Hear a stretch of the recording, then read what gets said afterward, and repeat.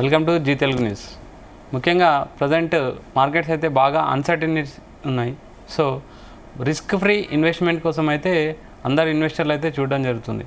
ముఖ్యంగా risk free investment అంటే ఎక్కువ అందరూ మ్యూచువల్ ఫండ్ గురించి ఆలోచిస్తారు. And present trending and updated investment ఏమున్నాయి, అండ్ ప్రజెంట్ మనం ఇన్వెస్ట్మెంట్ చేయాలి అని అంటే ఎక్కడ చేయాలి, ఎప్పుడు చేయాలి, ఎందుకు చేయాలి, ఇలా డిఫరెంట్ టైప్స్ ఆఫ్ క్వశ్చన్స్ ఉంటాయి. అండ్ వాటి గురించి మనం క్లారిటీ చేయడానికి మ్యూచువల్ ఫండ్ డిస్ట్రిబ్యూటర్ చంద్రశేఖర్ గారు ఉన్నారు. Hi sir. హాయ్ అండి. సార్, ఇప్పుడు ప్రజెంట్ అయితే సేఫ్ అంటే రిస్క్ ఫ్రీ ఇన్వెస్ట్మెంట్ కోసం అయితే ఇన్వెస్టర్లు ఒక 3-4 మంత్స్ నుంచి అయితే చూస్తే ట్రేడ్ డీల్ ప్రభావం అండ్ Q1 రిజల్ట్స్ కరెక్ట్ లేకపోవడం, అంతకుముందు క్రాష్, యుద్ధం, ఇవన్నీ ఉన్నాయి. అన్సర్టనిటీస్ అయితే చాలా కనిపించాయి. మనం రిస్క్ ఫ్రీ ఇన్వెస్ట్మెంట్ చేయాలి అండ్ కొత్త అప్డేటెడ్గా అంటే పాత పద్ధతులాగా కొత్త ట్రెండింగ్ అండ్ అప్డేటెడ్ ఏమున్నాయి ఒకసారి ఎక్స్ప్లెయిన్ చేస్తారా? రవి గారు, ఇవాళ మనం యాక్చువల్గా మీరు చెప్పినట్టుగా రిస్క్ ఫ్రీ అనే కాకుండా కేటగిరీస్ ఆఫ్ ఇన్వెస్ట్మెంట్స్, ఎన్ని కేటగిరీస్ ఉన్నాయి, దేంట్లో అయితే మనకి మంచి రిటర్న్స్ వచ్చే ఆప్షన్స్ ఉన్నాయో దాని గురించి మాట్లాడుతున్నారు రవి గారు. ఫస్ట్ మనం తీసుకుంటే అండి, ప్రతి ఒక్కరికి ఫేవరెట్ ఏంటంటే స్టాక్స్. రైట్, స్టాక్స్ కొనడం, అమ్మడం. కొంతమంది ఏం చేస్తారంటే స్టాక్స్ కొని, స్టాక్స్ అంటే ఏంటి, కంపెనీ షేర్స్ అండి, పార్ట్లీ ఓనర్షిప్. సో అది కొనేసి లాంగ్ టర్మ్లో పెట్టి వెల్త్ క్రియేట్ చేయడం అనేది, ఈక్విటీ కొని వదిలేస్తుంటారు. కొంతమంది ఏం చేస్తుంటారంటే ఫ్యూచర్స్ అండ్ ఆప్షన్స్ ఆడుతుంటారు. This is one category, stocks. రెండో కేటగిరీ తీసుకుంటే సార్ మ్యూచువల్ ఫండ్స్. నేను mutual fund distributor. So mutual ఫండ్స్లో ఏంటంటే స్టాక్స్ మన బేస్డ్ ఆన్ ద రికమెండేషన్స్ మనం కొంటూ ఉంటాం. రైట్, ఈ స్టాక్ కొనండి, ఎందుకు కొనండి, ఇంతకు అమ్మండి అని చెప్తుంటారు, మనం కొంటుంటాం. మ్యూచువల్ ఫండ్స్లో సేమ్ స్టాక్సే ఉంటాయి. కాకపోతే ఒక ఫండ్ మేనేజరు ఒక స్కీమ్ ప్లాన్ చేసి ఒక 40, 50, 60 స్టాక్స్ ఒక స్కీమ్లో పెడతారు, పెట్టి లాంచ్ చేస్తుంటారు. సో ఆ స్టాక్స్ని మార్చేది, మేనేజ్ చేసేది ఫండ్ మేనేజర్. అంటే దాన్ని బట్టి ఎగ్జిట్ అవ్వడం, మళ్ళీ కొత్త కంపెనీ ఎంట్రీ చేయడం సో చేస్తుంటారు. సో దానివల్ల ఏమవుతుందంటే మనకి రిస్క్ అనేది తగ్గుతుంది. ఎందుకంటే నంబర్ ఆఫ్ స్టాక్స్ ఎక్కువ ఉంటాయి కాబట్టి. ఒక ఫర్ ఎగ్జాంపుల్ ఒక 50 స్టాక్స్ ఉన్నా సరే, ఒక 40 స్టాక్స్ పెరిగినా, ఒక 10 స్టాక్స్ పడినా, లేకపోతే ఒక 20 స్టాక్స్ పడినా, ఒక 30 స్టాక్స్ పెరిగినా పోర్ట్ఫోలియో బ్యాలెన్సింగ్ అనేది ఉంటుంది. రిస్క్ అనేది తగ్గించుకోవచ్చు అండి మ్యూచువల్ ఫండ్స్లో. దీని తర్వాత సార్ పిఎంఎస్ అంటే పోర్ట్ఫోలియో మేనేజ్మెంట్ సర్వీసెస్.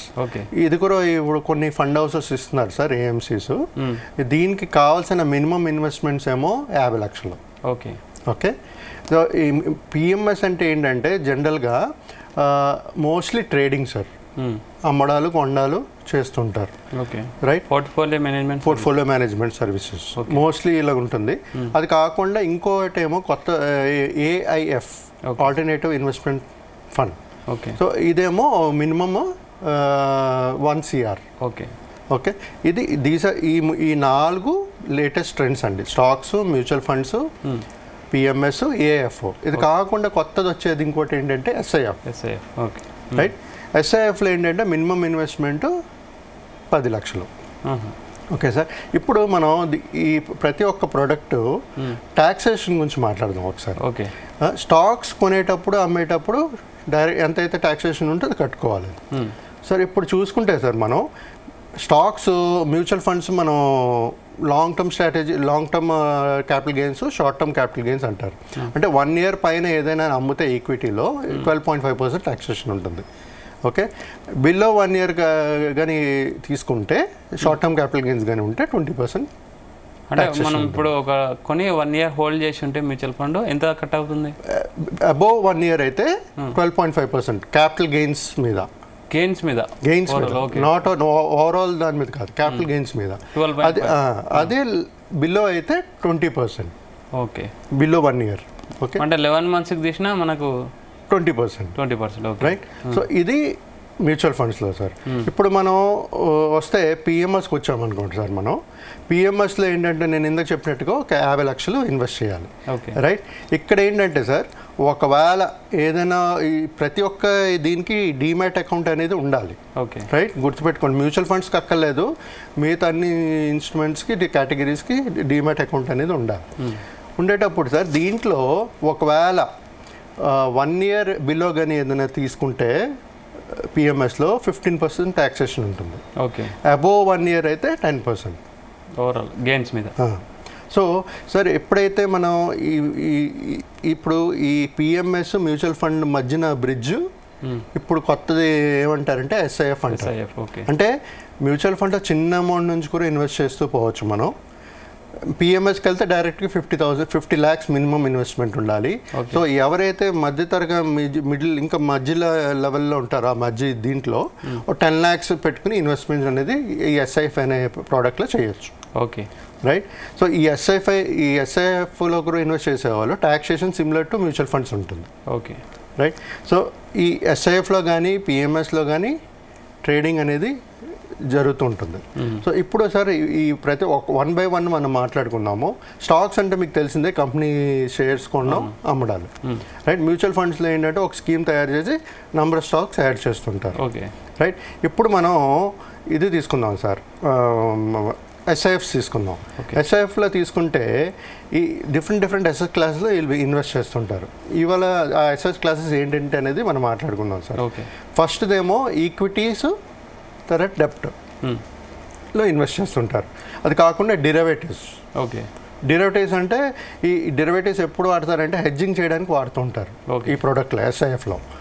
అది కాకుండా రీట్స్ అంటే రియల్ ఎస్టేట్ తర్వాత ఇన్ఫిట్స్. సో ఇలాంటి దీంట్లో అన్నీ ఇన్వెస్ట్ చేస్తుంటారు. ఇది కాకుండా commodity derivatives. Okay. Right. So ఈ తర్వాత ఆల్టర్నేటివ్ అసెట్స్ లైక్ కొన్ని ఉంటాయి, ప్రైవేట్ ఈక్విటీస్, తర్వాత స్ట్రెస్డ్ అసెట్స్, తర్వాత social impact ventures. Okay. So technology startups, ఇలాంటి అన్ని దాంట్లో ఇన్వెస్ట్ చేస్తుంటారు మన ఎస్ఐఎఫ్లో. రైట్. ఇప్పుడు మనం పిఎంఎస్కి వద్దాం సార్. పిఎంఎస్లో ఎక్కడెక్కడ ఇన్వెస్ట్ చేస్తారు, ఎలాంటి అసెట్ క్లాసెస్?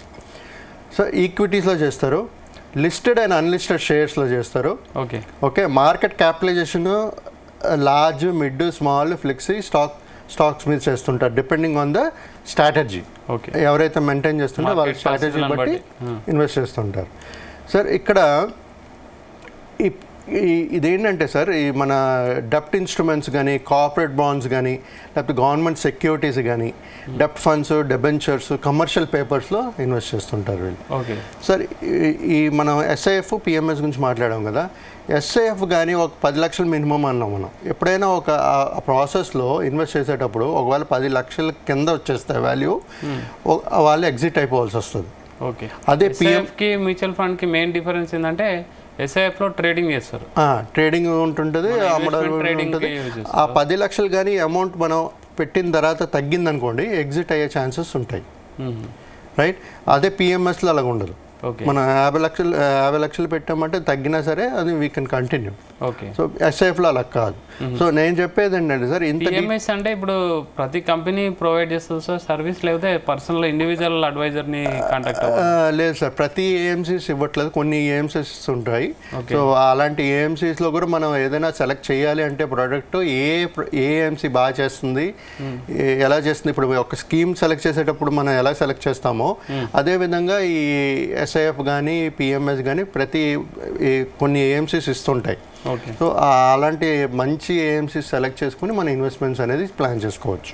అంటే ఇప్పుడు ఏఎంసీ వాళ్ళు కూడా ఛార్జ్ చేస్తారా సపరేట్? మళ్ళీ పిఎంఎస్కి దీనికి ఫీజు ఉంటుంది సార్. ఓకే. ఫీజు ఉంటుంది, ప్లస్ వాళ్ళ ట్రాన్సాక్షన్ ఛార్జెస్, అమ్మడాలు కొనడాలు కూడా ఉంటుంది. మీకు ఈ పిఎంఎస్లో ఏంటంటే ప్రతి డీటెయిల్స్, ప్రతి స్టాక్ అమ్మడం కొనడం ఏముందో పోర్ట్ఫోలియో అనేది కనబడుతుంది. ఓకే. అదే మీకు మ్యూచువల్ ఫండ్స్లో కనబడదు. రైట్. ఎందుకంటే అక్కడ మీరు స్టాక్స్ మీ ఫండ్ మేనేజర్ లెవెల్లో అమ్ముతుంటాడు, దాని మీద మీకు ట్యాక్సేషన్ ఉండదు. కానీ పిఎంఎస్లో మీరు అమ్మేటప్పుడు ట్యాక్సేషన్ మీకే పడుతుంది. ఓకే. గుర్తుపెట్టుకోండి. మ్యాక్సిమం పిఎంఎస్ అంటే ఒక ఇన్స్టిట్యూషన్స్, చిన్న బిజినెస్ వాళ్ళు ఎక్కువ చేస్తుంటారు. ఈ HNI clients sir main. Okay. High network investors ఎవరైతే ఉంటారో అలాంటి వాళ్ళకి సూటబుల్. ఓకే. అదే పెద్ద పెద్ద అమౌంట్లు ఉంటాయి, కోట్లు ఉంటాయి, సో వాళ్ళు 1 CR ఇదిమాట. ఇది ఏం లేదు సార్, ప్రతి ఒక్కరికి ఒక ఇన్వెస్ట్మెంట్ స్ట్రాటజీ చేయడానికి ఈజీగా. అక్కడ 100 రూపాయల నుంచి చేయాలనుకుంటే మ్యూచువల్ ఫండ్స్, స్టాక్స్ నాలెడ్జ్ ఉండి స్టాక్స్ ట్రేడింగ్ అంటే స్టాక్స్, SIF అంటే 10 లక్షలు ఉంది నాకు, దాని లోపల నేను అన్ని చేసుకోవాలనుకున్నప్పుడు చేసుకోవచ్చు. SIF ఇంకా కొత్తది సార్, మార్కెట్లో వచ్చిన తర్వాత కొంచెం ఇంకా స్టడీ చేసి ముందుకు వెళ్ళాలి సార్ అది. సో ప్రస్తుతానికైతే ఇప్పుడు మనం ఇప్పుడు ట్రేడ్ వల్ల నష్టం జరుగుతుందని మనం సేఫ్ సైడ్ మ్యూచువల్ ఫండ్కి వచ్చాం కదా. ఇప్పుడు SIFలో ట్రేడింగ్, మన అమౌంట్ ట్రేడింగ్కి వెళ్తుందంటే మార్కెట్ రిస్క్ అయితే ఉంటుంది కదా.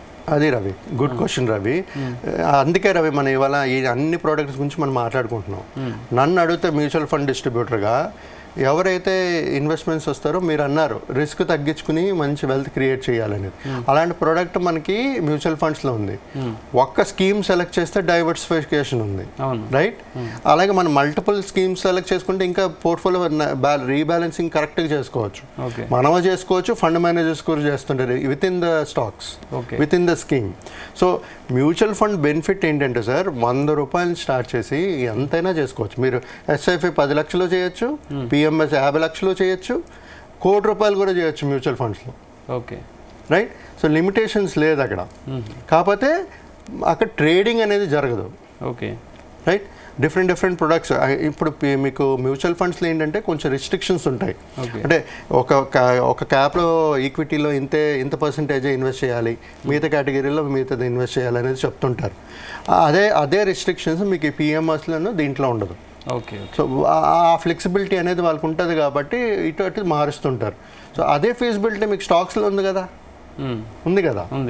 మన ఇష్టం కదా, కొనుక్కోవడం, అమ్మడం, అమ్ముకోవడం. సో అన్ని ఒక్కొక్క ప్రోడక్ట్ ఒక్కొక్కరికి సూటబుల్ సార్. సో ఎవరు ఎంత రిస్క్ తీసుకోవాలో ఆలోచిస్తూ వాళ్ళ రిస్క్ని బట్టి ప్రోడక్ట్ని సెలెక్ట్ చేసుకోవాలి. నా డబ్బులు ఉందనుకున్నప్పుడు నేను PMSలో పెట్టేస్తాను అనుకోకూడదు ఎప్పుడు.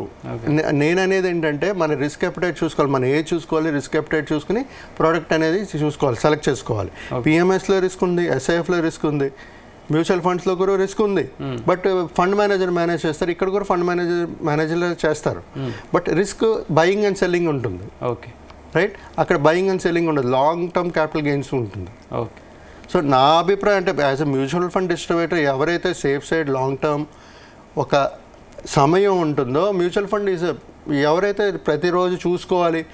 నేను ఏమంటుంటాను, ట్రేడింగ్ చేసేటప్పుడు మనం రెగ్యులర్గా మానిటర్ చేస్తుండాలి, రైట్? అందుకే కదా మన స్టాక్స్కి వెళ్ళకుండా మన మ్యూచువల్ ఫండ్స్లో వస్తున్నాము. మళ్ళీ PMS అంటే అదే కదా. బట్ నేనేం చెప్పేది అంటే సార్, రిస్క్ అపెటైట్ బట్టి ఏ ప్రోడక్ట్ వాళ్ళకి కరెక్ట్. ఎందుకంటే ఇప్పుడు ₹1,00,00,000 10 కోట్లు ఉన్నాయనుకోండి, వాళ్ళు ఏం చేస్తారంటే they will not go to mutual funds కానీ లేకపోతే SIPలు కానీ వేయరు. సో బట్ లంసమ్గా వేసుకోవచ్చు వాళ్ళు, ప్రొవైడెడ్ ఆ రిస్క్ ఓకే నాకు అనుకుంటే, ఇంకా రిస్క్ తీసుకుంటాను అనుకున్నప్పుడు ఇలాంటి ప్రోడక్ట్స్ సెలెక్ట్ చేసుకుని ఇన్వెస్ట్ చేసుకోవాలి. Thank you sir, thank you very much. Thank you Ravi. So ఇది మనం అంటే ఇన్వెస్ట్మెంట్ ఏ బేసిస్ మీద మనం సెలెక్ట్ చేసుకోవాలి అంటే రిస్క్ అపెటైట్ని బట్టి వాళ్ళు చూస్ చేసుకోవాలని చంద్రశేఖర్ గారు అడ్వైజ్ ఇస్తున్నారు. Keep watching Zee Telugu news.